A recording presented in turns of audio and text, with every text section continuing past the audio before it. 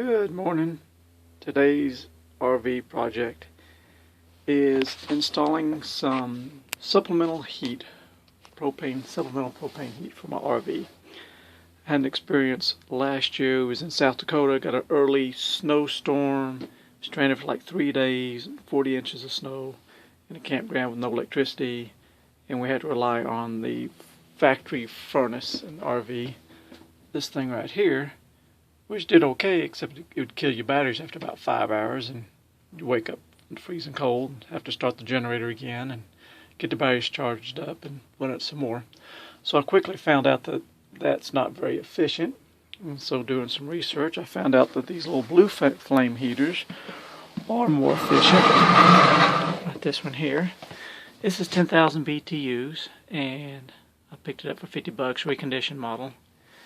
And my ideal is to make it, well, I wanted to have it kind of portable. So if I want to heat up the bathroom real quick or move it to the front, I can move it to the front anywhere I want it to be. And I wanted to be able to tie it into an existing line. So my plan is tying it into the stove. Now from the factory, this is how the Winnebago setup was. You got this line here was tied into the regulator here of the stove. So that's how it left. So I'm going to change it a little bit. Got plenty of extra hose. I'm gonna unscrew this. Already got my fittings. So here's my fittings I came up with to pull this off. So we got these little spin fast connectors. I got my valve, shut off valve. So I'm going to turn around, do this one-handedly. Connect this right here. Okay, and then the main hose, factory line, will put it back into here, into my T. Yeah, it's just not easy to do one-handed, is it? It's not going to stay. I can't do it one-handed. But anyway, you get the idea. This is going to tee into here to feed the stove. Then my new line, this 1/4 inch line, I'm going to connect it here at the end of into this valve, like so.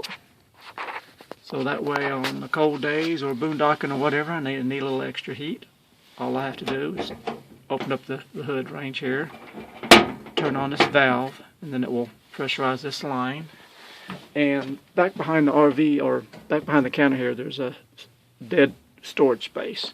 So I got the line coming out through the cabinet, so I can easily just shove it back in here and just let it pile up behind the counter out of the way when we're not needing it. Then I'll be able to come here to my heater, and I'm going to put me, I don't have it yet, but I'm going to get me a quick disconnect and I've seen them on Amazon. They make propane quick disconnects, so that'll be a lot handier. I won't have to have no wrenches in here for this. So that way I can quickly unhook this, put the heater back in storage, and slide that hose back up in the cabinet here, out of the way, out of sight, out of mind.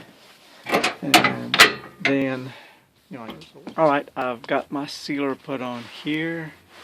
That's one thing you want to make sure when you get your sealant. You want to make sure you get something that's designed for propane.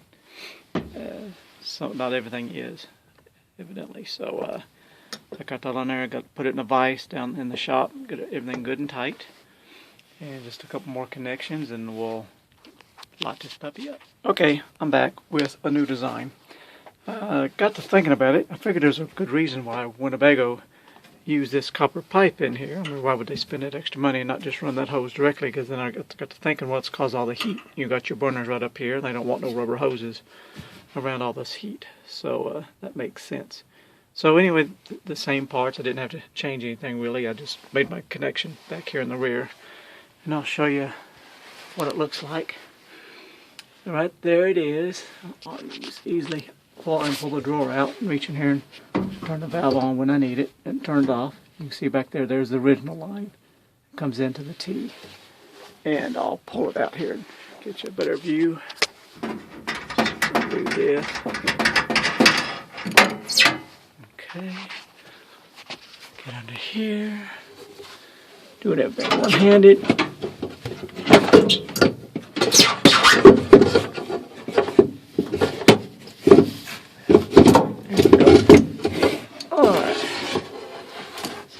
get a good look at it. That's what I did. So there's the original line. There's how I use the T and my couplings and my valve. Then I got my 15-foot of 1/4 inch propane flexible hose coming off of that. And of course what makes that nice is the way the hose comes out of the cabinet. Where we're not using it, I can easily just shove it right back up in the cabinet. I got all this storage space back in here. I can store 15-foot of hose real easy. And then with that amount of hose, I can come out here. It's long enough I can take it back here to the bathroom, I notice, or take it up here to the living room. I might get me an extension, maybe add another 5 feet or so to it. I'll see once I get it finished plumbed up. So I'm gonna plumb it all up and get me some soap and spray, look for any leaks and test it and see if I can't warm this RV up. It's a little cold today. Stove's back together and we have heat. 10,000 BTUs, blue flame heater. Taking out the chill. Of course, I think there's a few things I might change. Now, at least I know it does work. Because my original thought was to put this little piece here, right here, on the side. There's a big empty cavity back behind there. And I still might do that, but if I do, I'll need to get me some more hose. But that would probably be a neater, a cleaner setup, because then I can run the hose behind the couch up in this area if need be. Then if I need to take it to the back, I would still have enough hose to get it back here into the back bathroom area. So I'll probably do that and see about getting me a quick disconnect. That'd be pretty handy. That way I don't have to, the way it is now, I got to use wrenches to wrench it on, wrench it off. So quick disconnect would be nice. And the only other thing I thought about doing is maybe on this valve, because that's on position. And let me see here, hold the camera a little bit better. So we turn it up here, that turns it off. And of course the drawer slides back here, everything's out of the way, nothing hits. But I got to wondering, you know, going down a bumpy road or anything, if that valve got bumped on during travel, and you wouldn't want that to happen, even though I got a quick disconnect and stuff on it. I'd like to know for sure that's always off.